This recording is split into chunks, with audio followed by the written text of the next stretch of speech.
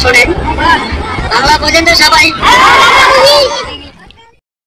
তো নমস্কার বন্ধুরা, আপনারা দেখছেন সেখানে ইউটিউব চ্যানেল। তো বন্ধুরা, এই মুহূর্তে বন্ধুরা আপনারা যে ভিডিওটি দেখতে পাচ্ছেন এটি হলো একটি বর্ডার এলাকার ভিডিও। তো মূলত বন্ধুরা আপনারা দেখতে পাচ্ছেন অনেক বাংলাদেশের হিন্দুরা কিন্তু এখানে আমাদের ইন্ডিয়ার বর্ডারে কিন্তু এসে আপনাদের এই দেশে আসার জন্য কিন্তু অনুরোধ করা হচ্ছে, এবং আমাদের বিএসএফরা কিন্তু এখানে ওদেরকে বোঝানোর চেষ্টা করছে যে আপনাদের এ দেশ থেকে অন্য দেশে আসার জন্য কিন্তু অনেক টার্ম অ্যান্ড কন্ডিশন, অর্থাৎ এখানে সিএএ যেটি আমাদের আইন আছে সেই আইন কিন্তু আমরা এখানে বিচ্ছিন্ন করতে পারবো না, তার জন্য কিন্তু ওনাদেরকে বোঝানো হচ্ছে। তো মূলত বন্ধুরা সিএ এর মধ্যে কিন্তু নতুন যে টার্ম অ্যান্ড কন্ডিশন অ্যাড করা হয়েছে আজকে আমরা এই ভিডিওর মাধ্যমে দেখতে পাবো, এবং বাংলাদেশের হিন্দুরা কিন্তু অতি সহজেই এখন সিএ এর আওতায় কিন্তু পড়বে। তো চলুন বন্ধুরা ভিডিওটি শুরু করেছি। চ্যানেলে প্রথমবার ভিজিট করে থাকলে অবশ্যই চ্যানেলটি সাবস্ক্রাইব করে রাখুন। চলুন বন্ধুরা এখানে একটি প্রতিবেদনের মাধ্যমে দেখে নিচ্ছি যে এখানে সিএ এর মধ্যে কি কি নতুন টার্ম অ্যান্ড কন্ডিশন আনা হয়েছে, কেন এই সিএ এখন আবেদন করা খুব সহজ হয়ে গেছে।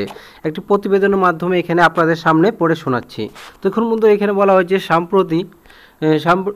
বাংলাদেশের সাম্প্রতি উত্তেজনার মধ্যে প্রায় নীরবেই সংশোধিত নাগরিকত্ব আইন সিএএ আবেদন করার প্রক্রিয়া সহজ করল ভারতীয় মোদী সরকার। জানা গেছে বাংলাদেশ থেকে আগত হিন্দু শরণার্থী ভারতে নাগরিকত্ব আবেদন করতে গেলে যেসব নথি কথা বলা হয়েছে তা এবার শিথিল করা হয়েছে।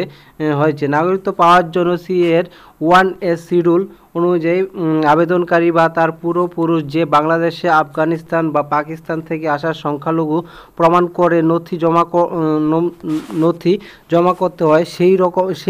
সেই ধরনের 9টি নির্দিষ্ট নথির তালিকা রয়েছে 1 শিডিউলে। তবে এবার সেই তালিকায় থাকা নথির সঙ্গে জুড়েছে ইত্যাদি বলে একটি শব্দ বন্ধনী। এখানে বলা হয়েছে জানা গিয়েছে এবার নির্দিষ্ট 9টি নথি না থাকলেও আটকিবে না সিএ আবেদন।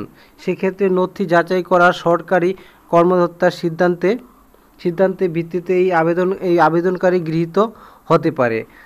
আর ধর্মীয় প্রমাণ হিসাবে স্থানীয় প্রসিদ্ধ কোনো মন্দির বা ধর্মীয় প্রতিষ্ঠানের পুরোহিতের থেকে শংসাপত্র জমা দিলেই চলবে। আর কি বলা হয়েছে, বলা হয়েছে দীর্ঘ প্রতীক্ষার পর সিএ বিধি জারি করার পর উদ্বাস্তু সংগঠন ও মতুয়াদের তরফ থেকে দাবি হয়েছে নিঃশর্তে নাগরিকত্ব দিতে হবে। যদিও সিএ বিধিতে বাংলাদেশের বেশ কিছু নথি তথ্য প্রমাণ পেশের নিয়ম রয়েছে। পাশাপাশি সিএতে আবেদন করতে গেলে প্রথমে আবেদনকারীকে ডিক্লারেশন দিতে হবে যে তিনি বাংলাদেশি। এবার অবাধে সিএ নিয়ে সংশয় দেখা দিয়েছিল অনেকের মনে।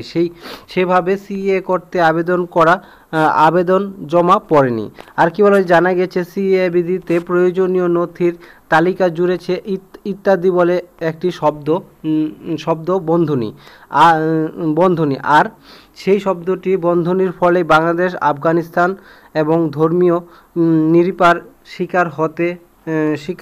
শিকার হয়ে এই দেশে আসা শরণার্থীরা নাগরিকত্ব আবেদন করতে গিয়ে স্বস্তি পাবেন বলে আশা করা হচ্ছে। এদেশে বাংলাদেশের অগ্নিগর্ভ পরিস্থিতি, সে দেশের হিন্দুদের উপর আক্রমণ অভিযোগগুলিকে হাতিয়ার করে সিএ নিয়ে কোমর বেঁধে নামছে বিজেপি। সিএ কার্যকর করা কতটা প্রয়োজন ছিল সেই প্রচার জোর দিয়েছে তারা। পশ্চিমবঙ্গে বিরোধী দলনেতা শুভেন্দু অধিকারী যেমন ভারতের স্বরাষ্ট্রমন্ত্রী অমিত শাহর সাথে দেখা করে বাংলাদেশের সংখ্যালঘুদের নিরাপত্তার আশ্বাস চেয়ে অনুরোধ করেছেন, তেমনি বিজেপির শ্রমিক ভট্টাচার্য বাংলাদেশ প্রসঙ্গে স্মরণ করিয়ে দিয়েছেন যে সিএ গুরুত্বের কথা। রাজনৈতিক পর্যবেক্ষকদের ধারণা, বাংলাদেশের বর্তমান অবস্থা হাতিয়ার করে বিজেপি এবার ওপার বাংলায় নতুনভাবে সিএ অস্ত্রে শান দেওয়ার কৌশল নিয়েছে। বিরোধী দলনেতা শুভেন্দু অধিকারী বলেন, বাংলাদেশের ঘটনা থেকে বোঝা যাচ্ছে সিএ কেন দরকার। সেক্ষেত্রে কেন্দ্রীয় সরকার অত্যন্ত দূরদৃষ্টির পরিচয় দিয়েছে। বিজেপির রাজ্যসভার সাংসদ শ্রমিক ভট্টাচার্য বলেন, ওপার বাংলায় যে সংখ্যালঘুরা আক্রান্ত হয়েছেন তারা আমাদের রক্ত, আমাদের ভাই। আমরা এখানে মুখ বুজে বসে থাকতে পারি না। তাদের দিকটাই আমাদের মানবিক দৃষ্টিকোণ থেকে বিচার করতে হবে। যারা কে ছিছি করেছেন এখন তাদের বোঝা উচিত সিএ কেন দরকার। শেখ হাসিনা পতনের পর এবার মৌলবাদীদের অত্যাচারে সীমান্তের ওপারে ভারতে প্রবেশের জন্য জড়ো হয়েছেন বাংলাদেশি হিন্দুরা। ইতিমধ্যে সীমান্ত খুলে দিয়ে তাদের এ দেশে প্রবেশ অনুমতি দিয়ে শরণার্থীর মর্যাদা দেওয়ার দাবি উঠেছে। শুরু হয়েছে পাশাপাশি সিএর ভিত্তিবর্ষ 31 ডিসেম্বর 2018 পরিবর্তে 2024 সাল পর্যন্ত যারা ভারতে বাংলাদেশ থেকে আসবেন তাদের নাগরিকত্ব দেওয়ার জন্য মোদি সরকারের কাছে আবেদন করেছেন উদ্বাস্তু সংগঠনের নিখিল ভারত বাঙালি সমন্বয় সমিতি। তো মূলত বন্ধুরা আপনারা বুঝতে পারলেন এখানে সিএ নিয়ে যে নতুন এখানে আইনটি করা হয়েছে, আপনাদের কি করতে হবে সেটি কিন্তু এখানে বলে দেওয়া হয়েছে। তো মূলত বন্ধুরা আপনারা বুঝতে পারলেন যে এখানে কি গুরুত্বপূর্ণ তথ্য এখানে উঠে এসেছে। তো বন্ধুরা এই ছিল ভিডিও যদি ভালো লাগে অবশ্যই চ্যানেলটিকে সাবস্ক্রাইব করে পাশে থাকা বেল আইকনকে অল অপশনে ক্লিক করে রাখতে ভুলবেন না এবং বন্ধুদের সাথে অবশ্যই শেয়ার করবেন। ভিডিওটি প্রথম থেকে লাস্ট পর্যন্ত দেখার জন্য আপনাদের অনেক অনেক ধন্যবাদ।